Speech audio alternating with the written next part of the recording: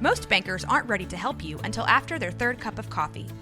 But with Central National Bank's after-hours service, you don't have to wait for the bank lobby to open to get help.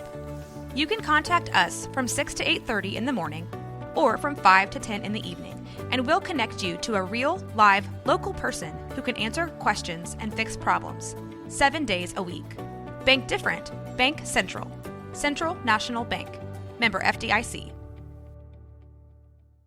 Hello out there in Radio Land. This is Hank Hill, Assistant Manager, Strickland Propane. Come on down to Strickland where you can get a great deal on the new Char King 320 propane grill. We have other propane grills and propane accessories for your grilling needs. So come on down. Mention this ad for an extra 5% off of your next propane tank fill-up. That's Strickland Propane, Harlan, Texas. Have a great day.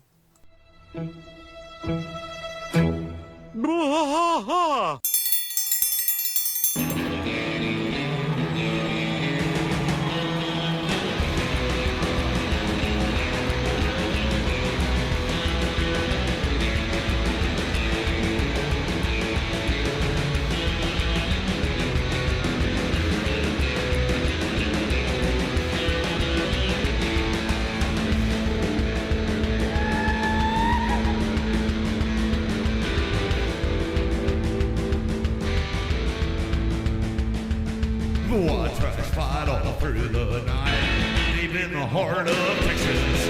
The trailer park is nice and dark, deep in the heart of Texas.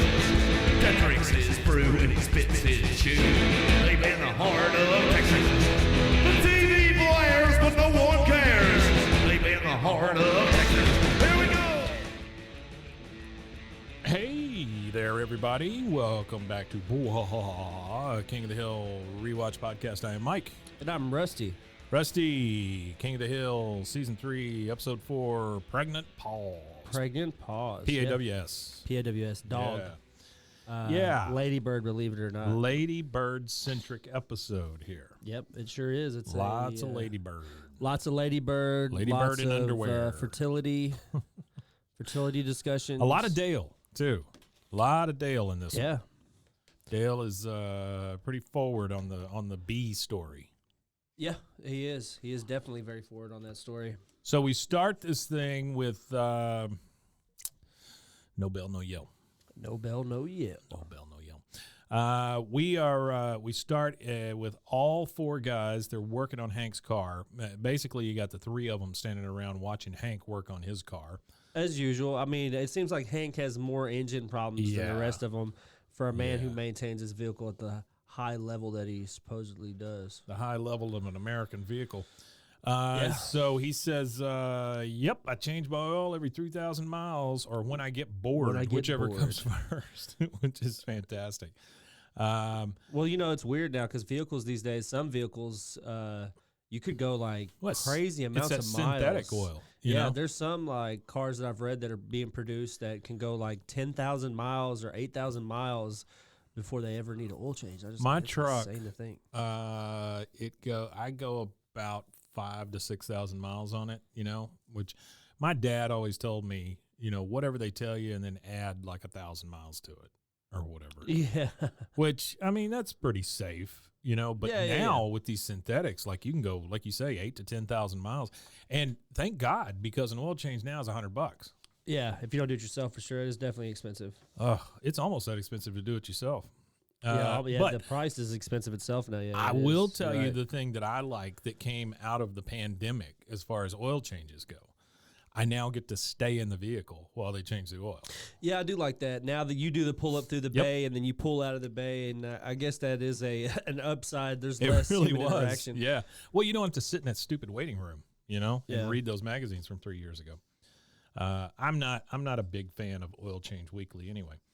Yeah, weekly oil changes. So the boys all look over and start laughing, especially Dale. And Dale says, I see London, I see France. I told you, Hank, London and France. And Hank is like, oh, Ladybird, no. Yeah. The problem is Peggy is out walking Ladybird, and Ladybird is wearing Hank's old underwear. Yeah. And I guess it's because she's in heat. And Yeah. for those of you that have never owned a dog, when a dog is in heat, it leaves estrus. It's estrus, the essence of dog. I think that's what it's called. Really? Well, doe. What you do when you put the scent of like when you go deer hunting? Yeah. It's that season. When you go deer hunting, you put it's like an estrus is what they call it. I don't even know what the hell that means. I mean, it's like a scent, like an essence. Well, it's like estrogen. Like an essence. I would guess, huh? Well, yeah, I guess like estrus, estrogen. So Yeah. it says a recurring period of sexual receptivity and fertility in many female mammals. So what you do with deer is it's like they call it deer pee, but it's like whatever they put off, Right. and that's how you attract bucks to you to shoot. Well, When you shoot bucks, so you put I'm so happy like, we started this deer episode vaginal juice so on your grossly. boots. This is wonderful. Yeah, this is great. We can rename this episode. We should name it Deer deer vaginal juice. Yeah, that that's sounds great. like a hardcore like. It sounds awful. Is what it sounds. Yeah, it sounds terrible. Yeah, it does. So Smells terrible too. Hank runs over and says, "Get out of my underwear." And Peggy says, "I put those on her. Ladybird is in heat. We are out of doggy diapers." He said, "Peggy, how could you? My old underwear. I don't even wear those anymore." If they're not good enough for him, they can't be good enough for her. Here's one of my favorite little jokes that gets by, though. She says she wouldn't have to wear anything if you spayed her or hired someone to do it. So there is an option Assuming where that he's going to gut the dog. there is an option where he does it himself. Yeah, I don't know. I don't know about that. I guess Hank is more than just a propane salesman. He's also moonlights dog as a vet spayer. tech. Yeah. He says, "I can't have her spayed. I'll breed her one of these days." She says she's almost 13 years old. I'm surprised the dog still even has a heat at That's that what I'm age. saying. The dog is old. He says you can't make a purebred bloodhound with just any old dog. That'd be throwing away generations of the finest Georgia inbreeding. Yeah. And you see, and then it pans down to Ladybird, and she's just like scratching Her she's ear, just yeah. a dog. She's just a dog, man. They don't Well, that's the care. thing with like breeding dogs too. That's weird is the fact that to get like the dogs they want, they inbreed them, so they end up having all these Oh yeah. health Well, problems. that's like pugs and all that Yeah, stuff. They've got all those breathing problems. Yeah. those dogs. I read a thing the other day where I read a headline where they were they're overbreeding these dogs, and so now like they can't even breathe when the they're born. deformities like, are like they they're can't even dying breathe. at birth because the deformity is so like severe. Yeah, it's terrible. Yeah, it's inbreeding. I like mutts. Georgia. Isn't it funny though that they say Georgia inbreeding? Well, it's a Georgia bloodhound. Yeah, but So- Georgia, it's didn't they vote like didn't they have Hey, like guess what, everybody in Georgia? I love you. well, I'm not saying I don't love Georgians, but didn't like 1.4 million people vote for Herschel Walker in Georgia? Well, that's true too. I mean, come on, man. They're having a runoff. Woo! Yeah, they're running somewhere. I don't know where they're running off to. So Peggy says this could be Ladybird's last heat. If you don't do something fast, she'll spend the rest of her life childless and lonely, sulking about the house in soiled underwear like Bill. Like Bill. Now, I have a problem with this. Okay. What do we got? Never seen this dog cage, never see it again. Never seen it. Never see it again. Well, Where the hell that we did this know dog of. cage It might come pop from? up again. We could be wrong, but Well, as we far as see I know, I don't see it. I don't remember the dog cage. We see the backyard a million times. But remember, I think we discussed this once before about Ladybird. She really doesn't show up in too terribly many episodes. I think it was like Yeah, but it's not like she takes the less than cage with her. 14. Well, not You know? sure I mean, Where the hell's she this might. cage? This cage just pops up. Well, it might be the in heat cage. Sure. So the rest of the episodes, It's a collapsible cage. Yeah. So Yeah. they probably just use it for when she's in heat, so she's not leaking all over the couch and stuff. Okay, Yeah. get their estrus all over the yard. Yeah. We Estrus. this- I got to go somewhere. This is gross. Yeah, it's getting somewhere. We transitioned to the County Gun Club. Yep. Really The old County Gun specific Club. name here. Super specific. We've got these two guys. One of them's wearing a bounty hunter hat, and he's Yep. talking to another guy. They're all shooting. Dale's shooting, and he says, "If I get off a shot, I wing him.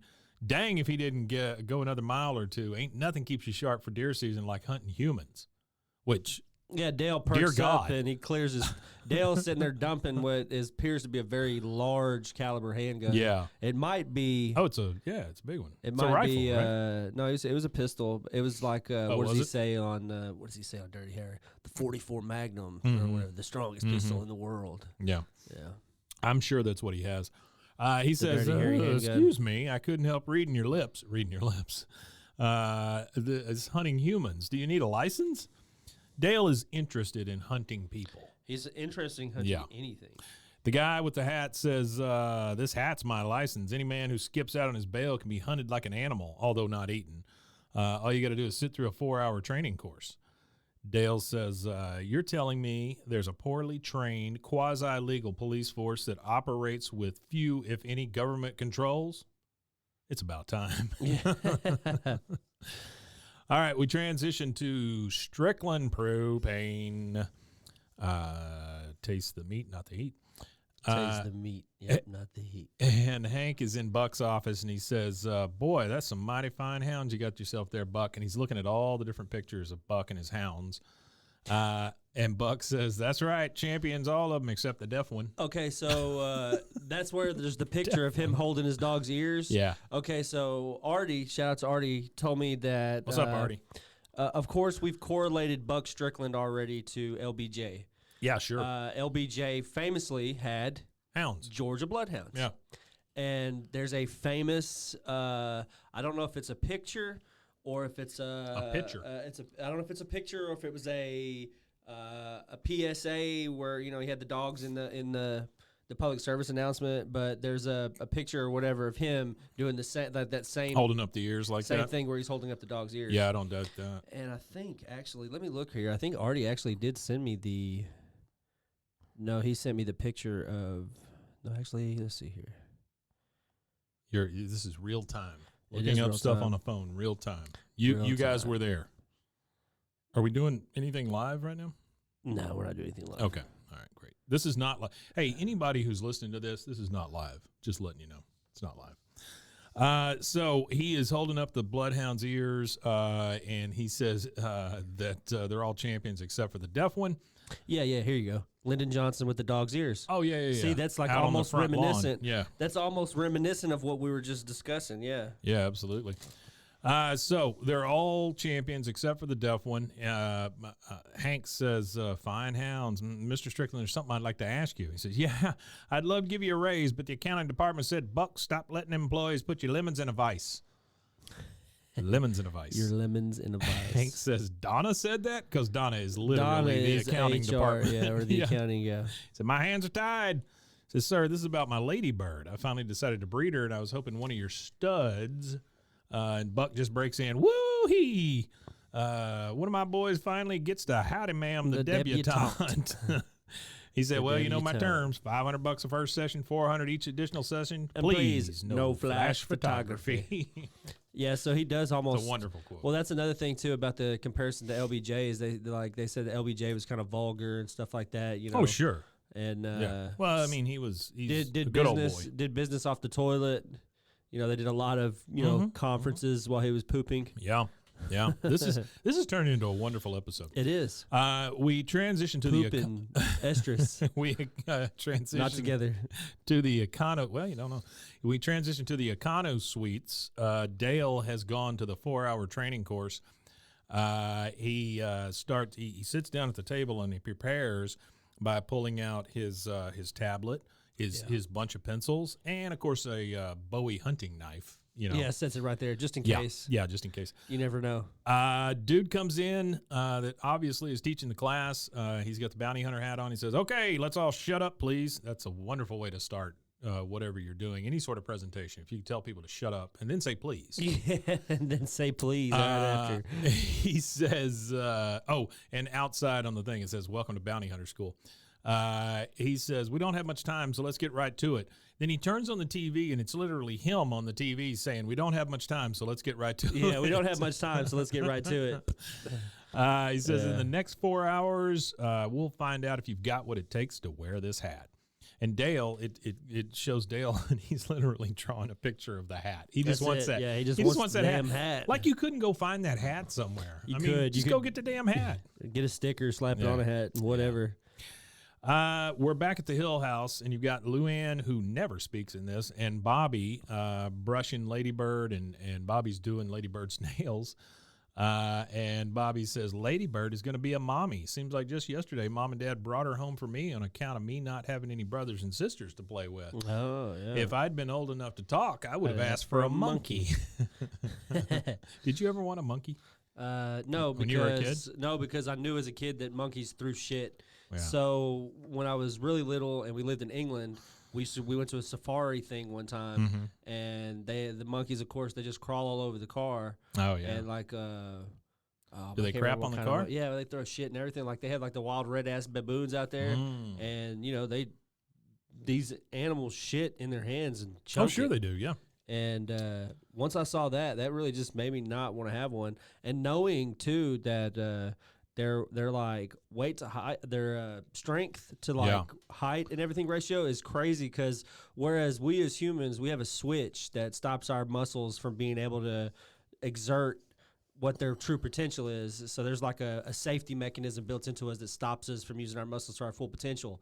Monkeys, chimpanzees, apes, they don't have that. They don't have that. So chimpanzees will literally rip your arms off. They'll rip your damn face off. They'll rip your face what'll off. happen, They yeah. could rip your arms off. They literally could bite through you. Yeah. And they're strong enough to where a full-grown man couldn't fight. It doesn't matter how tall they are. You're not gonna fight them off of you. They're gonna whoop your ass. That's where the old saying "that's a strong ass monkey" comes from. Yeah, the only way that you're gonna get it off of you is squeezing its balls or putting your thumb in its ass.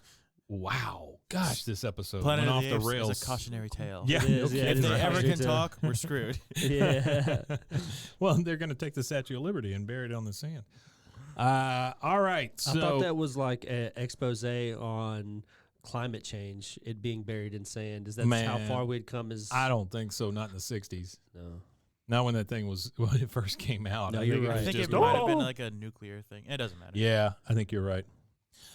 So he says he would have asked for a monkey, but he guesses that things worked out okay. The doorbell rings, and Hank, dressed in his finest suit, goes to the door to answer it. And Ladybird is in underwear and has a beautiful little bow on her head.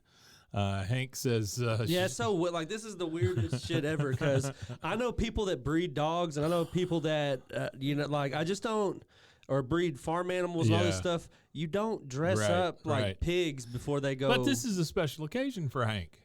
She's going to get deflowered. A special occasion, like if it's a special occasion for you that you have to dress your dog up to It's go like make a- it, it's you need to go. Please seek medical It's like attention. a eyes wide shut for dogs or something. It's sickening. It is really sickening. He looks over at like Lady. next thing you know, they're going to be filming it and trying to hawk it as porn on. the Well, friggin' it's not. internet. It's not porn. You show it to the puppies and you go, "See, this is how you were made." You know. And Yeah, it's, while they drool all over and don't know what the hell you're doing, they just because shit they're everywhere. inbred and they don't know yet. Yeah, well, no, just because they're dogs. Well, Mike. that's true, Not because too. they're inbred, because they're dogs. They Well, don't they're know what inbred the hell dogs you're are even showing them. worse, right? Yeah. He got- No, actually, they're not. They're the most expensive dogs are the inbred dogs. yeah, but they're stupid. it's backwards. Inbred dogs are terrible. They fall they're apart. Dumb, but they're expensive. I've seen them just fall apart right in front of me. Just like Legos. Just like Just Legos. That's right. Yeah. And just like Legos, stepping on a Lincoln dog part logs. really hurts your foot. Did you ever play with Lincoln logs? Oh yeah, sure. Yeah, Lincoln didn't enjoy it, but No, he didn't. His logs were a lot bigger. Hank looks over, and I don't know what the hell's going on today, but this is rough. Fiber, a lot of fiber in their diet. Hank looks over. Well, What was in those apple pies? We Mike? did wait a little while. I don't and know. I then think we it might had- be the apple pies. Yeah, There was then we something. had I mean, some- you're the only ones that ate one, and Mason, he's over there cooling. Then we had the Little Debbie naturally and artificially flavored apple pies. I don't Rusty get was that. nice I enough don't to bring. understand why it had like Well, it's got naturally. both. But then you wouldn't you just say artificially flavored? Because No, because they want to point out the natural well, stuff too. even though it is naturally flavored, it's still Those are artificial. Those are man-made apples in there. Does it have red Those dye are in it? really good. Red dye. We're Man-made, It man-formed says apples. here. Oh, it's got the California cancer warning code on it. Ah, fantastic. That's Eat on enough everything. of those, you get California cancer? Well, I don't know. Well, that's the thing is, I was always confused as a kid why there was always a California warning on all these labels for cancer, and I was like, do we not care about cancer in this state? Why is California the only one concerned? No, in here the state of Texas, you take cancer in your own hands. So he looks over at Ladybird and he's just like, "You're beautiful." He just because she's got the damn bow on her head. Ladybird. It really makes me wonder: would Hank have sex with the dog? I don't think he would have sex with a dog, but I think he would do some heavy petting. But thank you very much. I'll be here all week. That was good. Thank you. So he tells Luann, take off her underwear, and then he opens the door. And why is Luann a part of this ceremony? This reminds me of I watched what's that show called? Handmaid's Tale, and they have like this weird ritual that they have to do where they hold her very down. much like that. It reminds me of some weird crap like that. Like this is super dystopian. I feel bad. Like somebody get this dog out of this house immediately. This poor damn dog. So he opens the door, and there's Buck with his hound, who has a big-ass muzzle on, which is wonderful. Yeah. Well, his dogs are just wild raucous in the backyard with nobody paying attention to them that's dogs. True. That's true. They're just show dogs. I got hounds in the back. And then Buck is in a tux, which he tells us why. Yep. But at first, you're like, dear God, this ceremony between these two. He says, Hank says, I'm honored you could share Ladybird's special evening with us, Buck. Yeah. Special Let's make some evening. hound dogs. Yeah. I'm late for a bachelor auction. That's right. All right. So thank God we don't see any more of that. We go back to the motel. And the guy is wrapping up his 4-hour class. He says, the seminar's almost over. Yeah, he says, okay, you learn kicking down doors, you learn mustaches, mailman suits, and other disguises. Did we cover chokeholds and pepper spray? And Dale is on the ground in a fetal position, and he goes, yes. Ah, good. Take your seat. Okay, you have 15 minutes to complete the ethics exam. Good luck, and try to remember what I taught you. A, B, A, C, which is really great. The answers, yeah. Congratulations, class of Thursday AM. You may now call yourselves like bounty he does it like that hunters. slide pause. Yeah. Congratulations, class of Thursday AM. Yeah, and he's just handing out those hats. You can now call yourselves bounty hunters. That's right. Now we go to the animal hospital, and we've got Peggy and Hank and Ladybird waiting in the doctor's office. Dr. Downs comes in, Downes, and Hank says, hello, Dr. Downs. Doctor says, hello, Ladybird. Hank says, this is my wife, Peggy. Yeah, it's just a second. She looks like frustrated. Well, it's just like a second thought. Oh, this is my wife, this is Peggy also. I take care of our son. She says, I take care of our son. I don't know why she would say that. That's I don't know. Peggy's weird. And so the doctor says, so what'll it be? Flea dip? Darter scrape? Worm shot? Yeah. Not this week. Finally let my little girl start dating, and I think she's in a family way. Boy, you remember when they used to say. Yeah, weird shit. Doctor says, oh, well, that's sweet. Let me get a glove on and have a look-see. Peggy says, ooh, this place gives me the deja vus. It's just like when we were trying to get pregnant. My sister listens to this in like 2x speed or 1.5x speed to get through it. So that little part right there is going to sound like lightning when she goes to like a light, yeah. We should talk real slow so it messes her Hank up. says, yeah. I remember. All right, so we go to a flashback, and Hank, they are sitting in, I guess, just the regular doctor's office. Well, we find out it's like a fertility doctor or something. And so Hank says, so, doctor, is she going to be a mommy? How do I say this without breaking your hearts? No. He just says no. Pause. Doesn't even pause, yeah. No. Peggy's like, oh, God. He says, I have your test results. She goes, I knew it. I'll never get pregnant. What is wrong with me?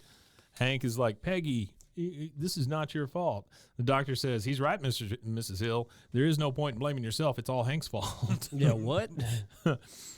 He says, you were born with a narrow urethra. So this is the time that he found out. Yeah, this is where we find out that he's got the narrow urethra. Says, years of chronic tension have only made it worse. I really don't think you'll ever have children. He says, but that's impossible. Says the lab reports confirm, and good God, that's going to be tough on double speed. Yeah. Says the lab reports confirm it, although suspected as much when you took 30 minutes to produce a urine sample. Yep. It's a long time. There's a long time. That's a lot of tension, man. He needs to relax. But I love the fact that Hank responds with, "Hey, you want it done quick or you want it done right?" Like there's a wrong way to take a piss. I guess as long as you're not pissing into the wind. Peggy says, "Hank, please calm down. Your urethra will disappear." Like if he gets too tense, he just doesn't have It's a urethra. going to be gone. Yeah.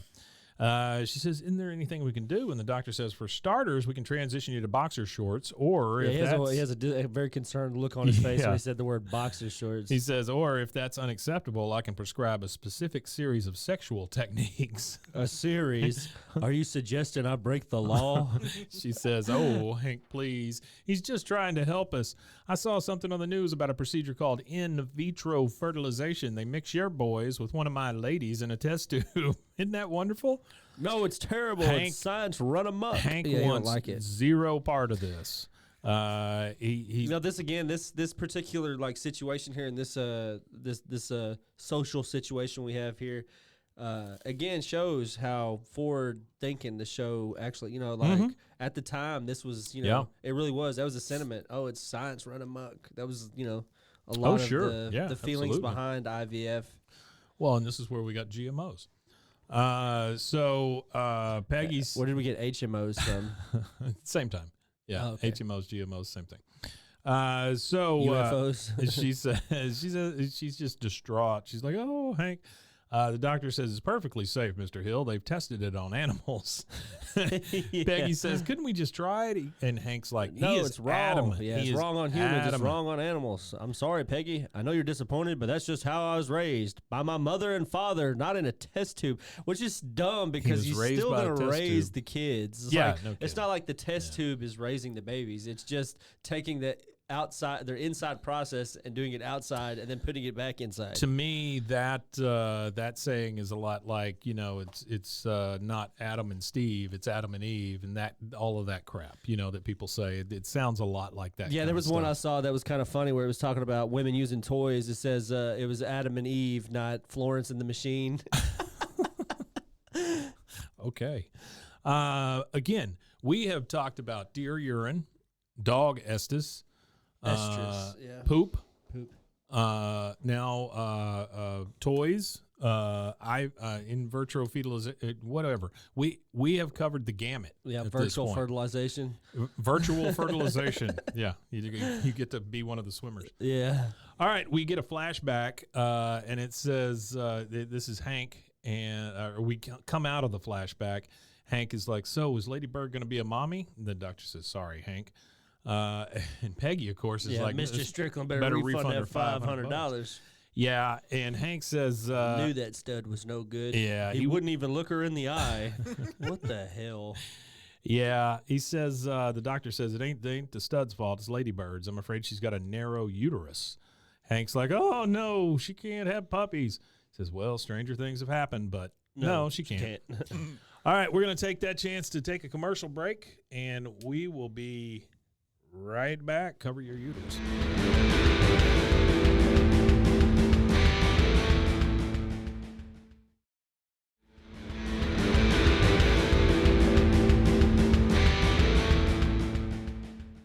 Rusty, I see you just lit a beautiful candle.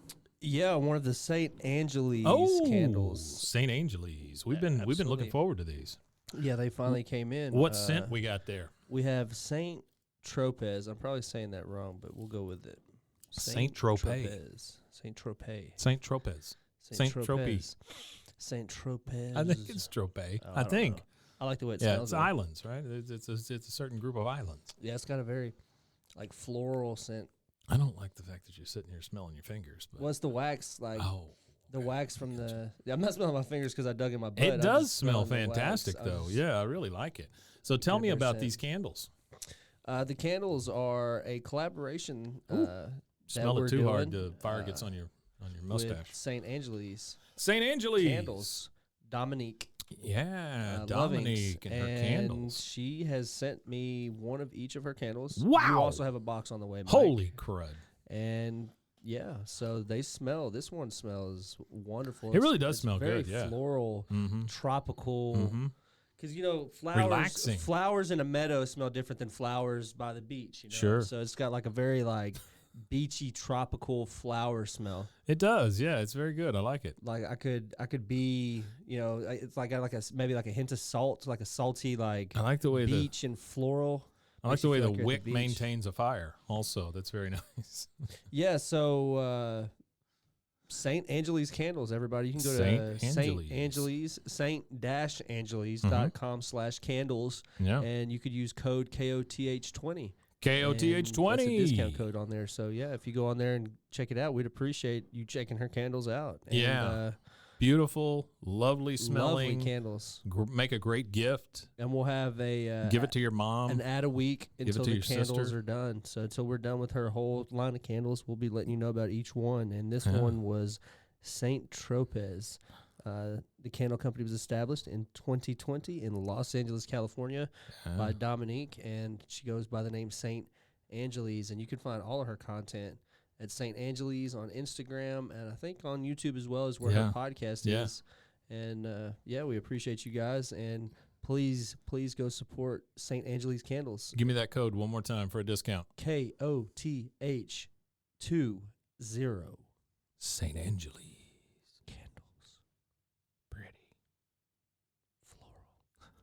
They smell great. Go buy a candle. Okay, we are back, and we are now in the park, which I've never been to in Arlen. We are in the park. Well, After actually, dark. No. Is the park the place they had they were having the cook-off thing, and then it froze? Everybody freaked out because of the snow.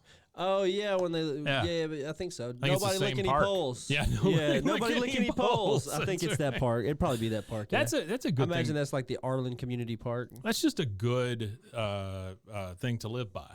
Don't lick any poles. Yeah, I mean, depending on who you are and how you make your money. Yeah, sure, that's true. Don't tell me what to do.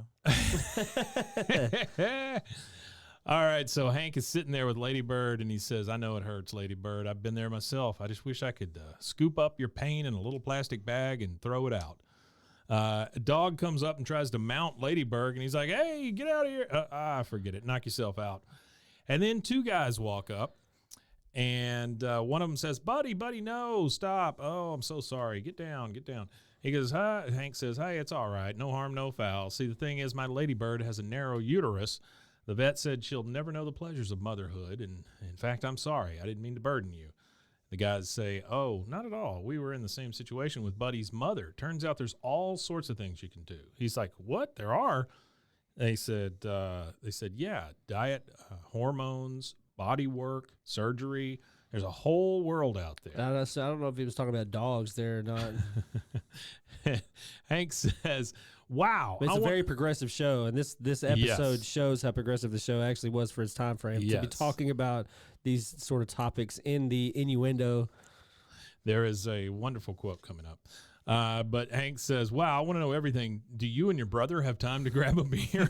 Well, I actually can relate. I actually got a relatable story. So my best friend growing up, his mom is gay. These guys are obviously not brothers. They're obviously not brothers. They're two gay dudes. Sure. And her mom is an extreme Baptist, had a lot of trouble dealing with the fact that her daughter was gay. Yeah. And she always introduced her partner.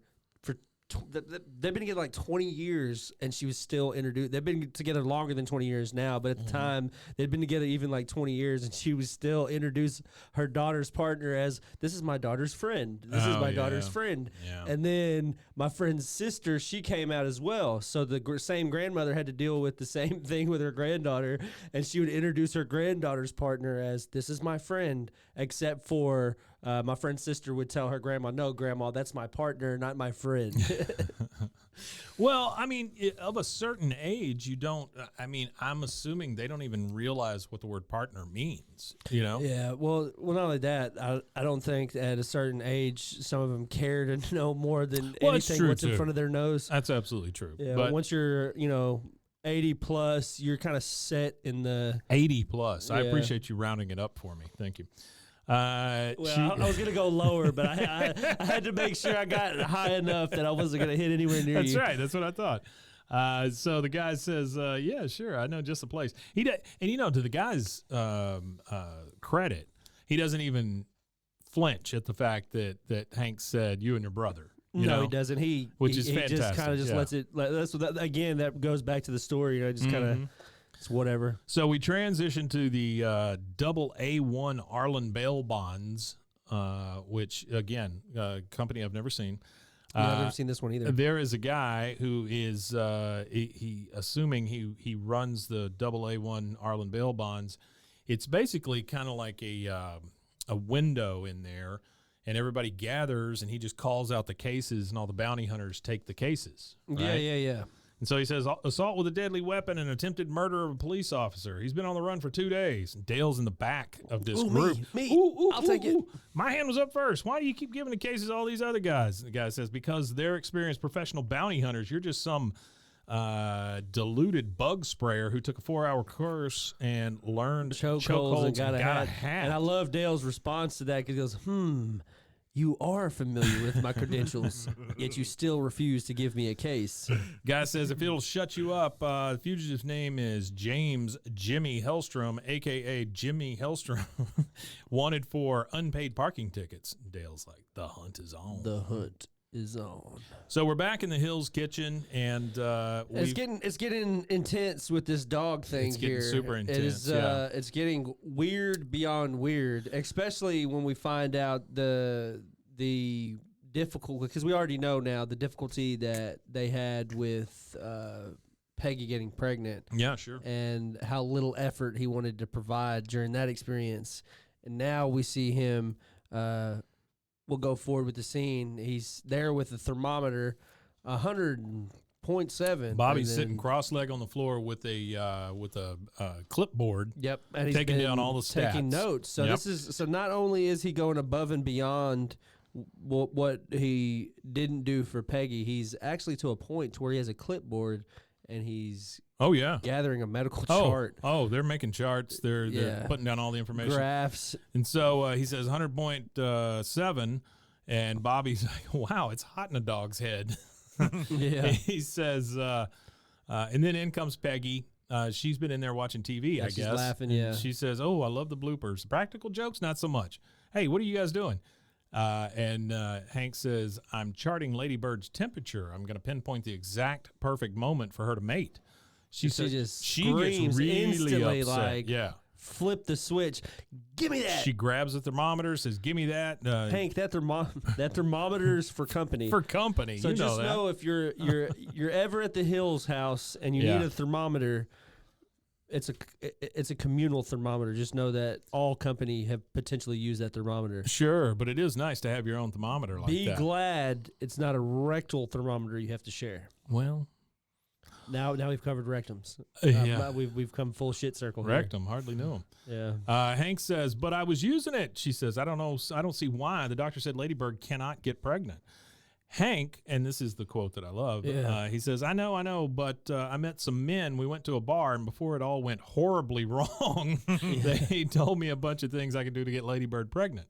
And then he says, 100.4. She's ready for a stud. And it just shows Bobby, and he's got this big, goofy-ass grin on his face. He's just like, ee.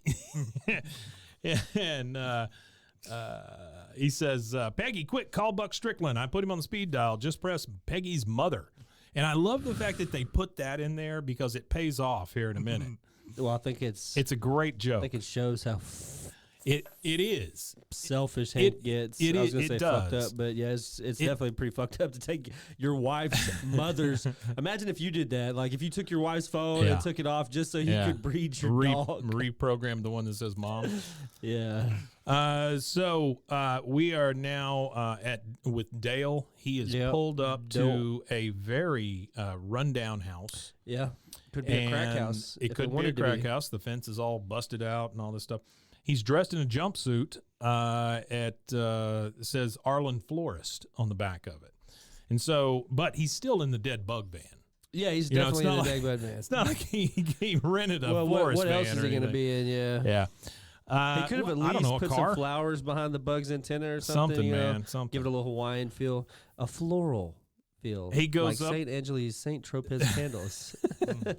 He goes up to the door and he says, "Arlen Florist," and he's ringing the doorbell. He says, "I got some long stem roses for Jimmy Hellstrom." And then the rest of the scene is literally just sounds. You hear doors slamming, somebody running out. You hear a car speed away, and he just stands there and goes, ding dong, just keeps ringing the doorbell because I guess he's just that. Well, no, Mike, you left deluded. out the worst part. What's that? Dale left the damn bounty hunter hat on. Yeah, he didn't take the hat off. That's true. Good point. Yeah, he didn't I take didn't the even hat think off. about that. I was gonna say that. Yeah. So he's got Arlen Florist on his jumpsuit. He's in the Dale's dead bug van, and he's got a bounty hunter hat on, and he says Yeah, he's he doesn't delivering even flowers. look. Yeah, he doesn't even look. Yeah, That's fantastic, Anything yeah. about what he's supposed to be doing? Good job, Mason. Now we are back at the Hill House, and we see Peggy in bed, and she's freezing. And she gets up, and she's got no covers. She walks into the bathroom, and it's Hank and Ladybird, and she goes, "What the H are you doing?" He says, "It's called the Tellington Touch. It's a body awareness technique. All the top fertility experts swear by it." He's got Ladybird in there, and he's putting hands on her or something. I really honestly don't know what he's doing. She says, "My grandmother quilted that blanket." He says, "Peggy, no, I can't move her for 2 hours. She just made it. Give me the freaking blanket." And so she just rips the blanket away. My favorite part of that scene, though, is Peggy's hair. She That's looks like all disheveled. Yeah, she looks like a it's damn crazy. troll doll. You know, like one of those, Yeah, she does. or one of those pencils that you used to do like this, you know, and you would rub it back and forth, and their hair would stick up. Know what I'm talking about? No. Are you talking Mason, pencil you ever seen one of toppers? those pencil toppers with the hair? Oh on yeah, it? yeah. I know what you're talking about. I Those think so, little, yeah. Those Yeah. little troll pencil toppers. When I was a kid. Yeah, I got you. Man, come on. All right, now we are we see the phone book, the Arlen phone book, and Dale has circled Jim Hellstrom in the phone book, and he's like, "Thought you could outsmart me, did you, Hellstrom?" And he goes up to another house where he's going to start delivering pizza, and about 14 Dobermans come out running at him. We find out it's 10 later, but it's a lot of Dobermans. A lot of them. So he drops pizza, runs back into his van. Now we transition to Bill alone in the alley, and he has a beer, but he hasn't opened it yet. Bobby comes out, and she's Ladybird, and Bill says, "Hey, Bobby, come stand by me." He says, "All right." So, you know, I just don't like to drink alone. So he finally opens the beer, starts slurping it, and he goes, "How's school?" Bobby's like, "Fine." Fine. So that's nice. Friends? Yeah. Bobby I Bobby gotta give says, Lady Bird her hormone biscuit, and Bill grabs Hormone it out of his biscuit. hand and says, "Let me see that." hormone biscuit. Yeah. Yeah, he says, "Let me see that." He goes, "Ladybird is going to be a mommy, and we'll have a puppy again, like when I was 1 year old and my parents got me Ladybird." He said, "Boy, that sure is a cute story. But you got it all wrong. Your parents had a dog a whole year before you came along." Bobby's like, "What?" He says, "Oh, yeah. As I recall, your mama was having trouble getting pregnant on account of your daddy's narrow doohickey." Doohickey. Eventually, they just gave up on ever having a child of their own, and they did the next best thing. So that is a cut scene here. yeah, it's going to a flashback. That is a weird way to tell a kid. That's a weird way to. Well, it's weird that. But Bill's Bill kind of would gross even be, anyway. Well, he's kind of gross, but Yeah. I don't know. As a kid who grew up with a dad who had like a bunch of friends and stuff Mhm. like that, I don't know. I think it would be a weird conversation to have with one of my dad's friends. Yeah, it's That'd be just a just guy. It's just a guy that lives in the neighborhood. Yeah. Well, Bill's not just a guy that lives in the neighborhood. They went to high school together. They were all like, they're all high school friends, and they're all in their But to Bobby, 30s. he's just a guy that He's lives just in the a guy neighborhood. that lives in the you know? neighborhood. Well, I don't know. I mean, yeah, he's his dad's friend, but But he know. But you don't think that? Well, I mean, he knows. I think he would understand that he went to like. It's not just a friend, because I didn't meet my dad's like high school best friend until like, I don't know, probably a year ago or so. yeah. And just the connection that they have together, Yeah. even though they're 60 now, and like you could tell that they had like a lot of Oh, sure. fun. And I like this is a real quick story. So I'm standing there, and it's actually at a funeral, and it was a mutual friend of my dad and this other friend. So Right. my dad is inside, and I'm standing outside of the funeral home, and this guy walks up to me. and he just starts talking to me. And he's really like a really eccentric guy. And my dad had described his friend before, but I'd never met him, never even seen a picture of him. Right. And I just knew, I was like, oh yeah, this has got to be his friend. And I was like, yeah, are you looking for Clifford? And he was like, yeah. Is that and I your was dad, like, yes, Clifford? my dad, yeah. And he was like, yeah, I'm looking for Clifford, him. the big red dad? The big red dad. Sure. And big redneck dad. And he was like, oh yeah. And I was like, oh well, he's inside. But yeah, so it was I don't know, it was neat watching them two interact with each other the whole time. Yeah. That we were there, because you could tell right away that they had known each other for I have never millennia. met any of my father's friends. Never? Never. Oh damn. I don't think he had any. Might not have. I think he just like stayed in the bathroom the whole time. My dad had one friend I've met. Yeah. I haven't seen him in like, I think over a decade. Yeah. Well, my dad had tons of people Was he weird? coming over all the No, time. he was nice. Yeah. I remember. I think we went to an Astros game once. Yeah. I think. Did he tell you about how you were conceived? Maybe. I might have blocked that out. Good. Thank God. Do that we saved need you- to call the police? That saved you hundreds of dollars in Nah, therapy he didn't do any bills. of that. Yeah. So we go to a flashback, and Peggy is laying on the sofa, and I'm assuming she's getting over having that news, that she can't have a baby. And Hank lays a puppy on her, and she's just like, oh, Hank, thank you. She's perfect. She kind of fawns over it, yeah. Yeah, she falls on the floor, and I wrote down here that they get busy on the floor. Yeah, they do. Because it. I'm assuming that's what happened. This is where the right? conception of Bobby happens. They instead of I don't heavy know if it's petting? right Is here. that what you called it? Heavy It's heavy petting? petting. Yeah. I don't know if it happens right here. I think it happens here in a little bit. Yeah. And I have a reason for that. So we come back from the flashback, and Bill is now eating the hormone biscuit. He's just really enjoying it. And Bobby says, hey, they gave up on having a child of their own, but here I am, a child. A child doesn't just come out of nowhere. Mr. Dotrieve, was I adopted? And then this is probably the crappiest thing I've ever seen Bill do. He says, I'll tell you, Bobby, if you get me some more of these cookies. He says, but those are dog hormone biscuits, and that's the last one. They're from a special store, and it's 2 miles away. He goes, well, sorry, Bobby, that's the deal. That is a crappy thing to do to a kid. Not only a crappy thing to do, it's a weird thing to do. They're hormone biscuits for a dog. Yeah. He's going to start growing tits and like crying milk. his Estes. Yeah. Bobby rides off on his bike, and Bill just continues eating. Over his shoulder, we see Dale behind the fence, and we see him unhook Ladybird from the cage, which Yes, he will does. pay off here in a second. We go back to the kitchen, and Hank is on the phone. He's like, outstanding. We'll take the next flight out. No, God bless you, doctor. And then he says, we did it, Peggy. Ladybird's been accepted into an in vitro fertilization program up at Michigan State. Now, Peggy has every right to feel the way she does here. Oh, yeah, she's entitled to her feelings because Peggy, she struggled to have a human child, and he's sitting there bending over backwards for a dog when he never would do anything like this for her. Peggy may be a bad person sometimes, but right now I feel like she is vindicated in her feelings. She says, in She's vitro. vindicated just in her feelings. She's still a bad person. Says in vitro. What are you talking I'm about? sure Hitler was sad sometimes too, but he was still a piece of shit. He's a beautiful painter. He said, test tube puppies. They're using this new experimental fertility drug. I figure it's safe enough for humans in France. It's probably safe enough for dogs in America. She goes, Hank Hill, if you are thinking of flying your dog to Michigan to get her pregnant, do not bother buying a round trip ticket. He says, relax, Peggy. I don't have to buy anything. Can I have your frequent flyer number? And he just walks out the door, which is weird. Yeah, it's weird, but Right? it's still weird to ask for the frequent flyer number too. She is pissed. She says, but I need those miles to get to my great aunt's funeral next year. So she knows that her Yeah, it's great aunt's timed. going to die next year. She's yelling out the back kitchen door. She goes, fine, just go. Do not expect me to be here when you get back. That's tough quite one, a yeah. threat. She said, and then she picks up the phone. She dials it, and she says, Mom, can I stay with you for a few? Oh, I'm sorry, Mr. Strickland, because he has replaced the quick dial for Mr. Strickland's number. That's great. That's where that joke pays off. It's fantastic. Dale now has Ladybird in his van, and he says, let's get one thing straight, Ladybird. You work for me. And he is heading to this house. He's going to try to use Ladybird in his scheme as a bounty hunter. Hank is in the back. He's at the cage, and he's like, good news, Ladybird. Oh, my God. And he finds out that Ladybird is gone.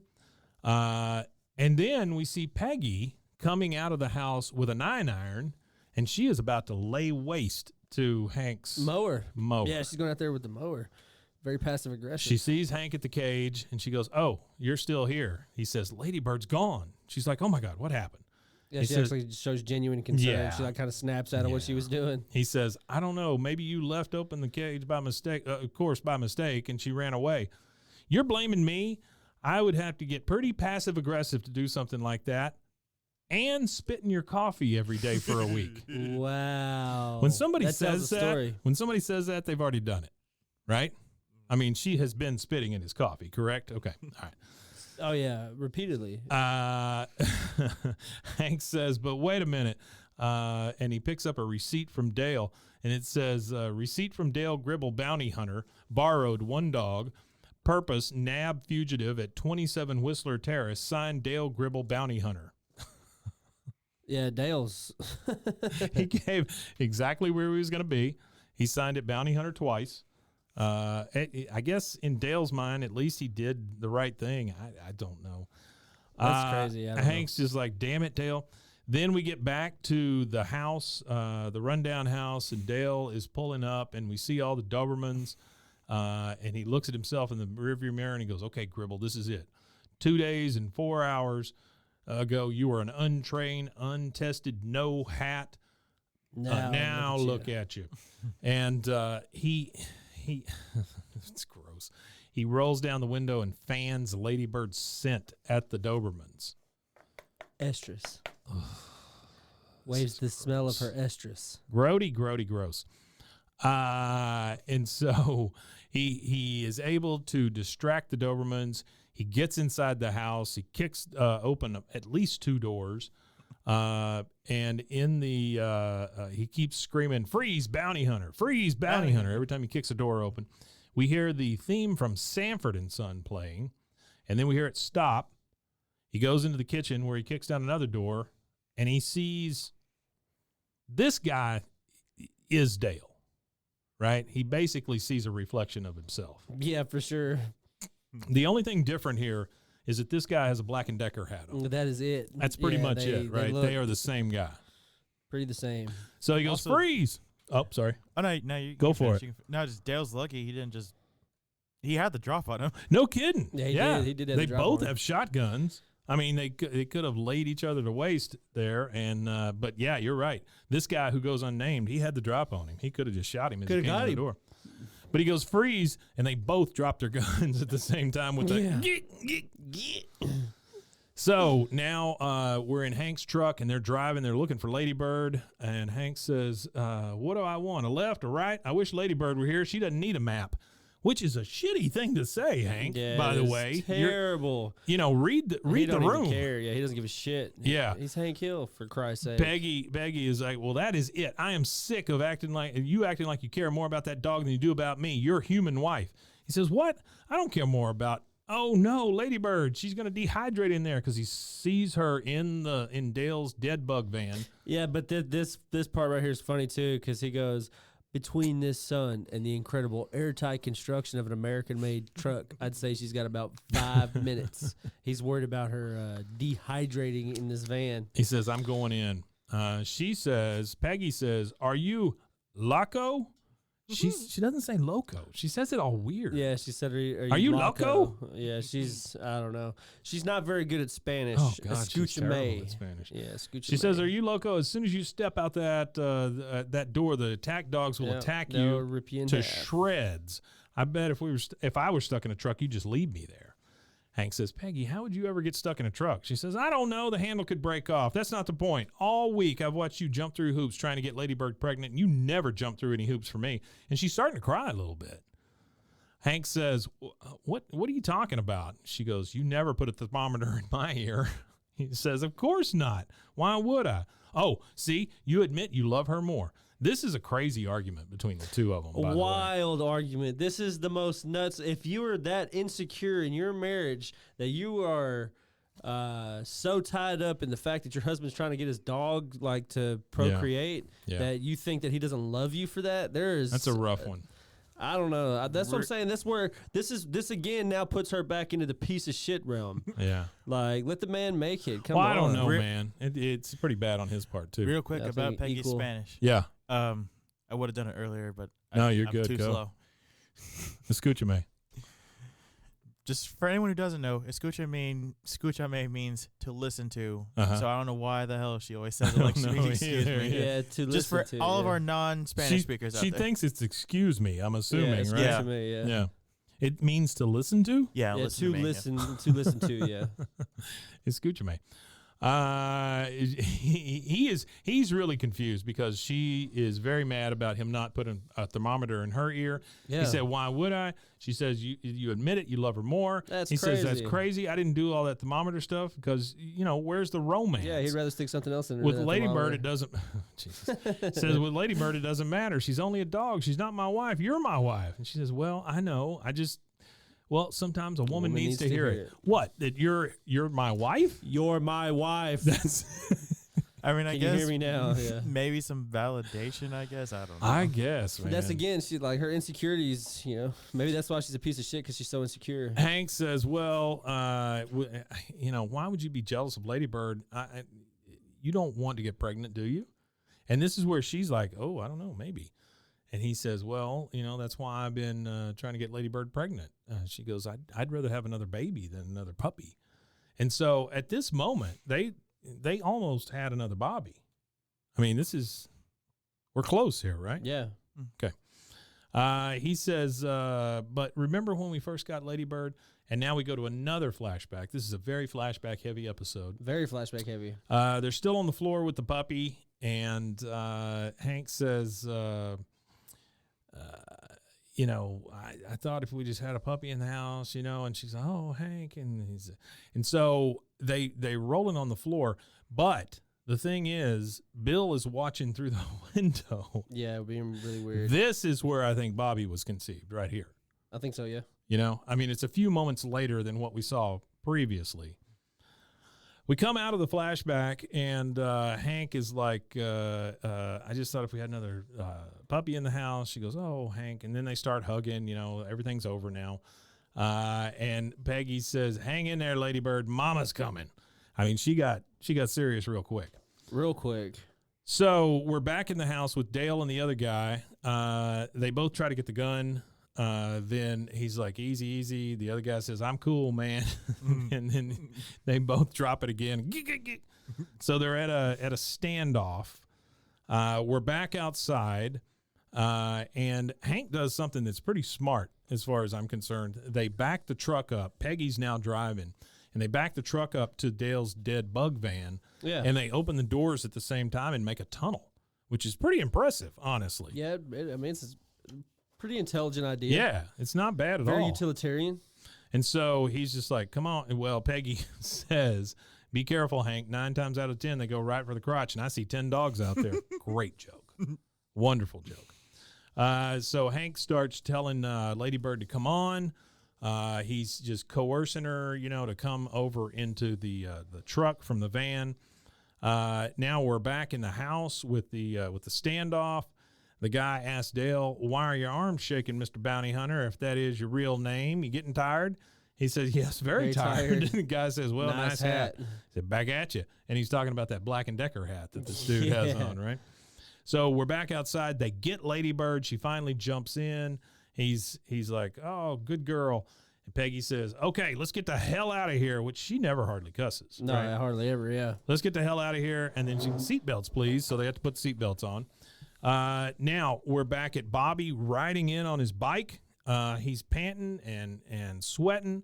"All right, here you go, Mr. Dotrieve." And he has gotten him some of those hormone biscuits from the store. Yeah, this is a funny scene. I love this Bill scene says, "Only 8?" He goes, "They'll cost $20. He goes, "All right, Bobby, ask you a question." $26. Well, he's like, "Mr. Dotrieve." He said, "Mm-hmm." He goes, "Am I adopted?" No. He said no. Yeah, that's it. That's the whole thing. He drove to the damn store and spent $26. Just to be told no. "Now, you give me a glass of milk and I'll tell you your middle name." Which is That's funny. how the hell does Bobby not know his middle name? Yeah, and he just stands there eating the biscuits. Okay. We go back to Hank's house, and okay. I understand, the playful thing where you put a puppy on somebody, they're laying on, you introduce a puppy. Yeah, and absolutely. Peggy literally throws a grown dog on Hank. Yeah. Hank's laying on the couch, and she Just throws a chunks the grown-ass dog on him. dog on him. A grown-ass dog, yeah. So, anyway, he pulls her over on the couch. They start kissing, and that's it. Everything's over. Yeah, that's it. We're all That's the end of good. it. That's We the end don't of the episode. really, honestly, we don't really get an ending here. No, I just boop. We're just done. over. It's the credits. Yeah, him and that dude eating SpaghettiOs. So we go through the credits, and then, after a few of the credits, we get the theme from What's Happening, which I'm sure no one here remembers. No, I don't know that one. They're both sitting on the sofa just watching TV, so I'm assuming they're watching What's Happening, and then one of them asks him, more SpaghettiOs? More SpaghettiOs. That's it? Yeah. That's it. That's the whole show. It kind of just ends. It- like you said. It does. Well, they end the Peggy and Hank plot. I think the Dale thing, they just ran out of time. Yeah, maybe And so. just like, Yeah. Well, no the way to- Dale thing, I'm honestly more satisfied with than I am the Ladybird thing. Because at least Dale, he's just an idiot, and we get it. He's made friends with this other idiot that we never see again. Yeah. Never But- see again. We never heard Bobby's middle name. Well, Ladybird is still trying to get pregnant, I'm assuming. I kind of took it as this is.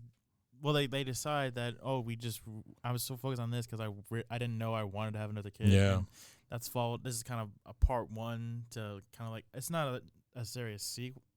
I mean, the next episode is basically continues this. Really? Yeah, the 'cause, next episode's pretty. It's about continuity is really like similar. Yeah. It's about next one's about Cotton and Dee Dee. All right. Okay. Well, I'll GH. trust you guys. The next episode is the GH episode, right? The creation of GH. The creation of GH episode. I will trust you, then gentlemen. she's pregnant for like 3 seasons.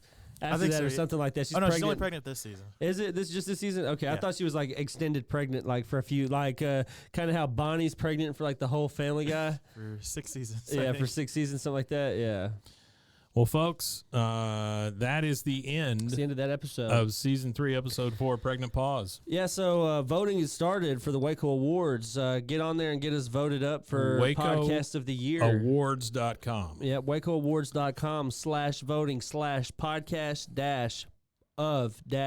WacoAwards.com/voting/podcast-of-the-year is the exact URL. Good God.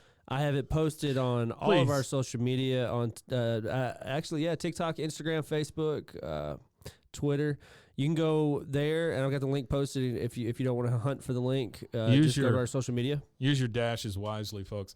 I will tell you that when I look at this page of Podcast of the Year, we've got Become Something podcast that is put out by a church. And that's the only one that I was worried about losing against. I'm not worried about losing to any other podcast but that one, because the guy that runs that podcast is a verified Instagram user with 117K followers. Yeah. No, it's So- because it's a church. It's a big one. Yeah. So if anybody loses to that podcast, I don't think they've really lost. I think we're all winners if we lose to that podcast. Well, we're all winners either way. Yeah, but come on, you're talking about a podcast that tries to use like modern day like culture to sell Jesus. So I don't know how. I don't know. Well, I don't know. whatever. I- I'm not. Yeah, I'm not here to judge 'em, I'm but- not here to judge. I don't know. So you've got Becoming Something. That's a church-run podcast. You've got Yeah. Better Than Nothing, which started here at Yeah. Rogue Media. You've got Broke Down at the Shack, which I don't know those guys, but they are here in town. Yeah, they are in town. I know a few people that are associated with it. I don't know like the guys that do the podcast, but I know people that do stuff with them. We've got the rest of them. You've got us. Then you have No Waco with Debbie, who with Debbie. is a Rogue Media employee. She does a fine job of telling people what's going on in Waco. Then we have The Public Affair with Andrew G. wonderful gentleman who still does his podcast here. Lots of great local flavor in that thing. I wouldn't mind losing to that one. Yeah, no kidding. He actually won I could last lose to year. him. Yeah, he's the reigning champion. He's about the only one that I would be. Him and the church podcast would be the only two that I'd be worried about losing against. We've got the Pull Up podcast. I do not know what that is. I know what it is. It's a street podcast. They interview local and not local, hip hop musicians, and they just talk about street culture and stuff like that. It says we. I know the guys that run the podcast. I actually had a face-to-face meeting with Sylvester, the guy that runs it at his house. It says we the THA Pull Up podcast, one of the street podcasts. I don't understand that name. The Pull Up podcast, one of the street podcasts. Let me see. In Waco, hang on one. It says they might have a typo or Waco, something. Texas, where you can pull up on the couch and pop your shit. Talk about your career, music, etc. It ain't official till you pull up. Okay. And then we have finally Waco Famous Podcast, which those are three fine folks that do their podcast here with Rogue Media. They are part of the family. And I would not mind losing to No Waco Public Affair or Waco Famous. That is fantastic. I'm very, very happy that 4 of our podcasts were nominated. Cool. But we're going to win. Yeah. Vote for us. Yeah, please. vote for us. Yeah. Please don't waste your vote on anybody but us. So BWAAAKOTH on all social media, Instagram, TikTok, Facebook, and Twitter. And I'll have the link posted there. I've already posted multiple times on all social media platforms, and I will continue to do so until we know who the winner or the loser is. So get to voting. You could vote once every 24 hours per device, per web browser. Yeah. So you have multiple opportunities to vote a day. The possibilities are almost infinite these days with the amount of web browsers there are out there. So how about this? And this is a challenge to you guys. So whoever could just take the most screenshots of the most times you voted, we'll give away a sticker or something to you two guys. We'll figure out a giveaway for you. We'll give you a sticker and a handwritten letter. There you go. You'll get a sticker and a handwritten letter, and that'll be from us here at the Block handwrite podcast. you a letter. So just take screenshots of your vote so we know that you're voting, and send it to me once a day on any of the social medias, and I'll keep a tally. Can I ask a couple of questions about the Waco Awards? Yes, ask. Maybe you know here.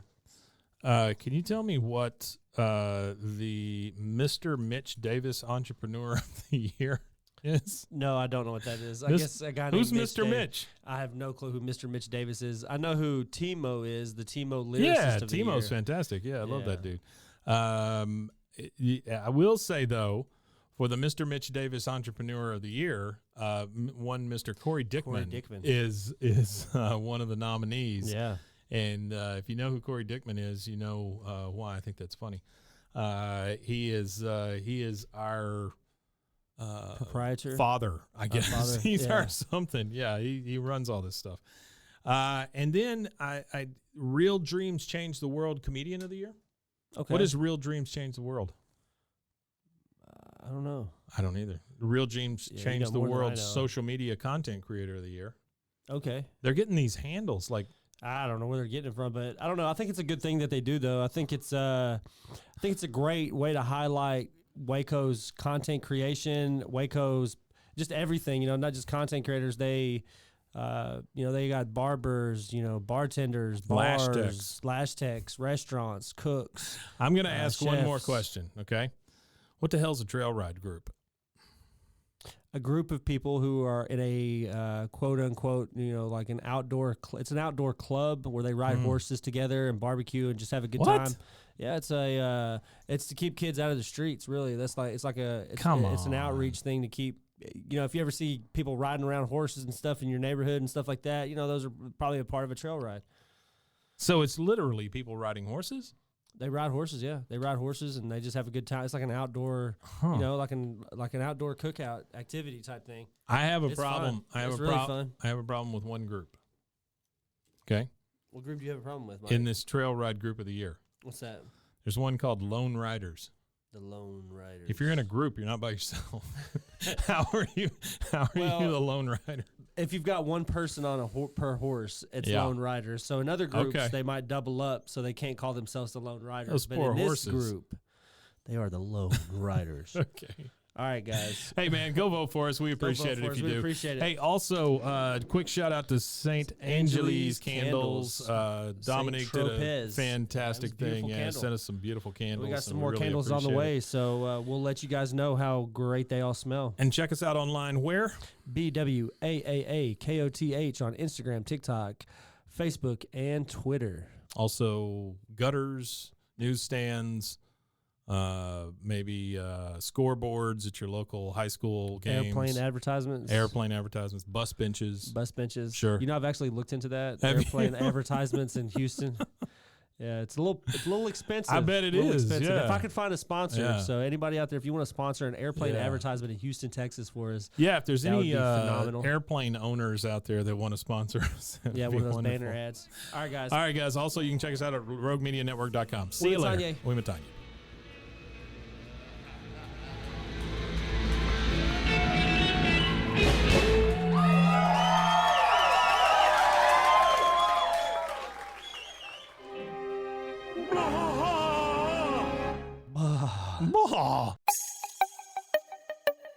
This has been a Rogue Media podcast.